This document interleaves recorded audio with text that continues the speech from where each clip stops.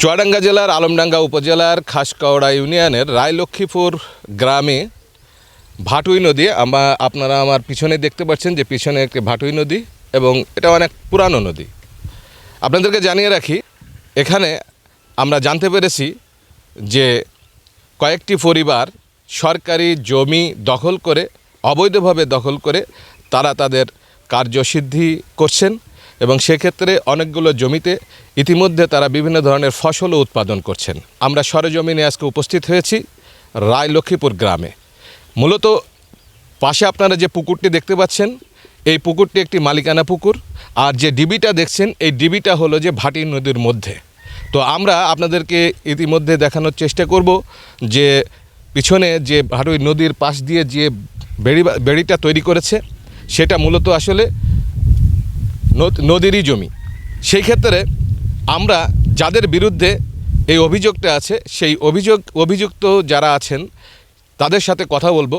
মূলত তারা সরকারের কতটুকু জমি আসলে দখলদারিত্ব নিয়ে আছেন, নাকি প্রকৃতপক্ষে নিয়ম মেনেই তারা এই পুকুরে মাছ চাষ করছে, পাশাপাশি তারা বিভিন্ন ধরনের ফসল চাষ করছে।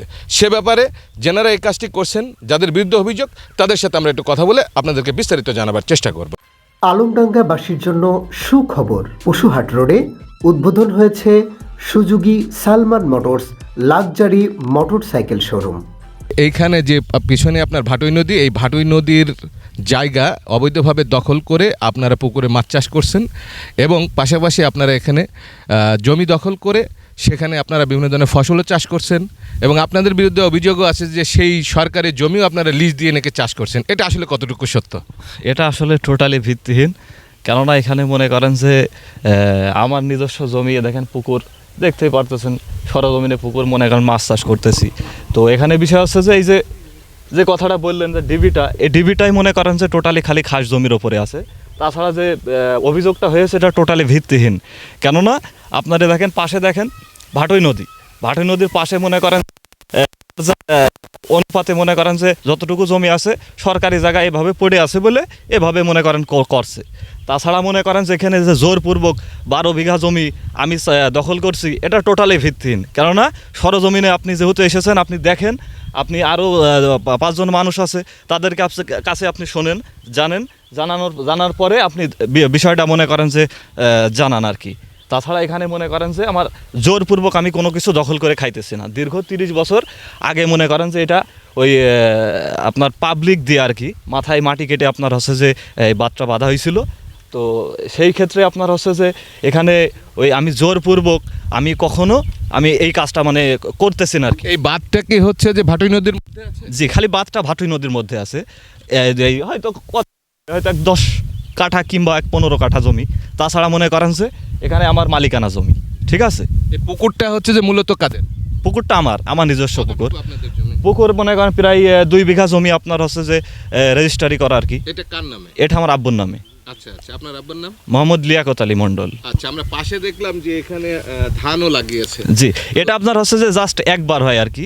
তাছাড়া প্রত্যেক বছর মনে করেন পানি যখন ক্যানালে পানি দেয় তখন পরিপূর্ণ পানি থাকে, তখন আর মনে করেন সেখানে পাট জাগ দেওয়া হয়।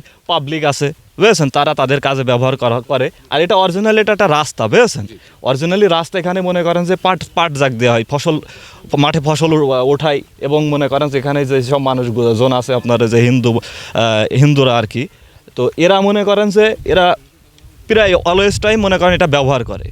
আমার পুকুরে এরা অলওয়েজ টাইম মনে করেন যেটা ব্যবহার করে, আমি রাস্তা হিসেবে এরা ব্যবহার করে, ঠিক আছে। সেই ক্ষেত্রে মনে করেন এখানে যে জায়গাটুকু আপনারা ধান লাগিয়েছেন, এটা কতটুকু জায়গা? এটা মনে করেন হয় 10 শতক জায়গা হবে আর কি। সেটা কি, এটা তো সরকারের জমি? এটা সরকারি জমি। জি, এটা সরকারি জমি।